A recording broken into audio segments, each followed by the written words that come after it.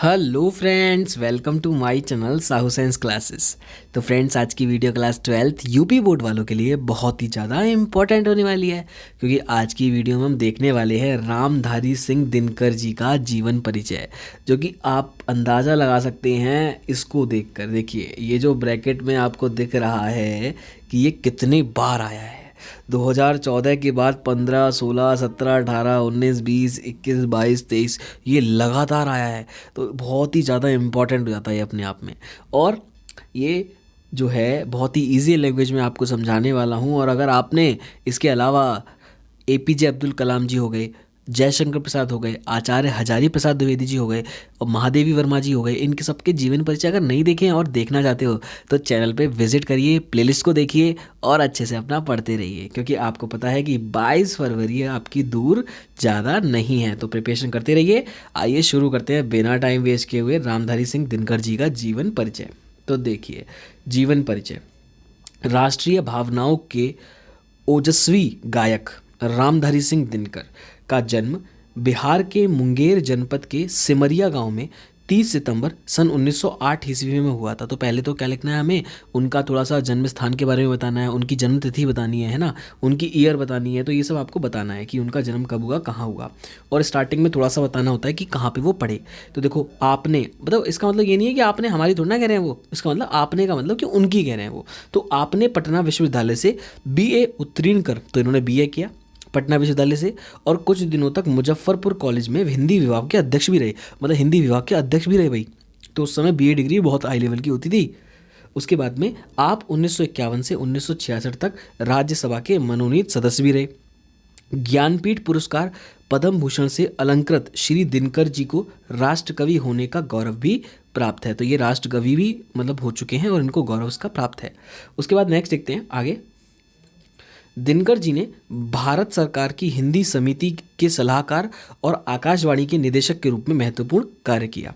हिंदी साहित्यकाश का यह सूर्य 24 अप्रैल सन 1974 को सदा के लिए अस्त हो गया। मतलब देखो कितना, मतलब वो डायरेक्ट भी लिख सकते थे, है ना। आप डायरेक्ट भी लिख सकते हो कि मृत्यु हो गई, लेकिन नहीं, आपको लिखना कैसे पड़ेगा, आप ऐसे लिखोगे तो इफेक्ट आएगा एक्चुअली में चेक करने वाले पर, एग्जामिनर पर। ठीक है, तो इस तरीके से आप इसको लिख सकते हैं। अब देखते हैं हम साहित्यिक योगदान। तो देखिए, साहित्यिक योगदान के बारे में आपको बता दूं, दिनकर जी दार्शनिकता और निराशा से दूर सामाजिक चेतना को जागृत करने वाले कवि हैं। रेणुका और हिमालय नामक काव्य रचनाओं में इनकी क्रांतिकारी भावनाओं के दर्शन होते हैं और वे शोषक शोषित समाज का उन्मूलन कर वर्गहीन समाज की स्थापना करने के पक्षपाती है।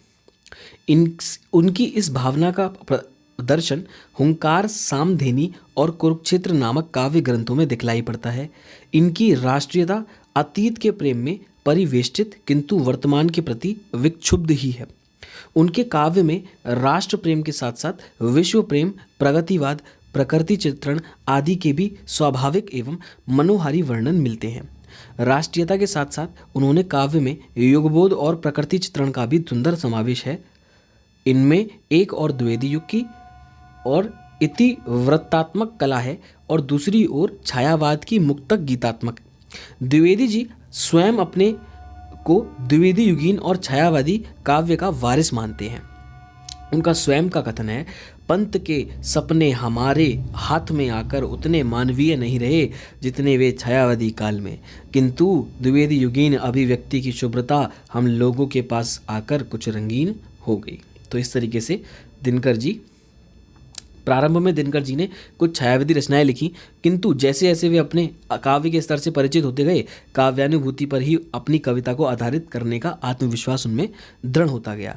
इस प्रकार उत्तरोत्तर उनकी कविता छायावाद के प्रभाव से मुक्त होती गई और उसने छायावाद को आत्मसात कर उसे नया रंग दिया। अब आती है बात रचनाएं की। तो रचनाएं की अगर बात करें तो मोस्ट इंपॉर्टेंट, इनको जरूर कर जाइएगा रचनाओं को। ठीक है, इनको रचनाओं को जरूर कर जाइएगा। तो देखते हैं रचनाओं को। देखिए, सबसे पहले मैं बात करूं तो दिनकर जी ने अपने समर्थ लेखनी से गद्य और पद्य दोनों ही क्षेत्रों में सेवा की। प्रणभंग, रेणुका, हुंकार, धूप छाँव, बापू, इतिहास के आंसू, रश्मि रथी नीम के पत्ते, मगध महिमा, वातायन, इतिहास के आंसू, देव विग्रह, मतलब ये सब इतने सारे हैं कि आप इनमें से मतलब आप गिने चुने 10 भी लिख दोगे तो भी बहुत है आपके लिए। ठीक है, तो इतने सारे आपको लिख देने हैं। हमारे सामने की हिंदी कविता संस्कृति की 4 अध्याय आदि उनकी गद्य रचनाएं हैं। तो यहाँ पर जो है इनका जीवन परिचय समाप्त हो जाता है, जो कि बहुत ज़्यादा ईजी था, बहुत ही ईजी लैंग्वेज में मैंने आपको समझा दिया। आई होप आपको वीडियो अच्छी लगी हो। वीडियो अच्छी लगी हो तो वीडियो को लाइक कीजिएगा और चैनल को सब्सक्राइब कीजिएगा। और देखिए, हिंदी, फिज़िक्स, मैथ्स, केमिस्ट्री और इंग्लिश, ठीक है, ये सारे सब्जेक्ट्स के लिए आपको बहुत ही इंपॉर्टेंट वीडियोस मिलेंगी हमारी प्लेलिस्ट में। तो जाइए, चेक कीजिए और अपना पढ़िए अच्छे से। मिलते हैं बहुत जल्द नेक्स्ट वीडियो में, तब तक के लिए गुड बाय गाइस।